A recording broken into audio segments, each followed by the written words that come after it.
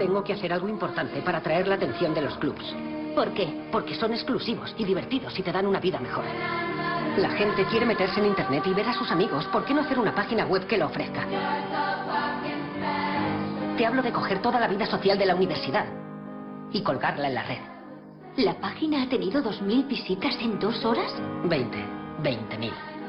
Esta idea podría valer millones de dólares. ¿Millones? Nos ha robado nuestra página. Aquí dice que hemos robado el Facebook. Ya sé lo que dice. ¿Y es verdad? $1 millón no mola. ¿Sabes qué mola? 1.000 millones de Te dólares. vas a quedar atrás. Esto va más rápido. ¿Cómo que voy a quedarme atrás? Tenemos que llevarle ante un tribunal Me federal. muero de ganas por ponerme a tu lado a ver cómo nos firmas un cheque. Si fuerais los inventores del Facebook, habríais inventado el Facebook. ¿Hay algo que tengas que decirme? Tus actos podían haber destruido todo lo que he estado trabajando. Hemos estado trabajando. ¿Te gustaba ser un pringao? ¿Quieres eso?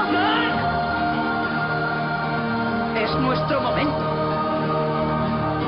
Se le acusa de violar de forma intencionada la seguridad, la propiedad intelectual, la privacidad individual. Su mejor amigo le demanda por $600 millones. En cuanto a los cargos, creo que merezco el reconocimiento de esta junta. ¿Cómo dice? Sí. No entiendo. ¿Qué parte?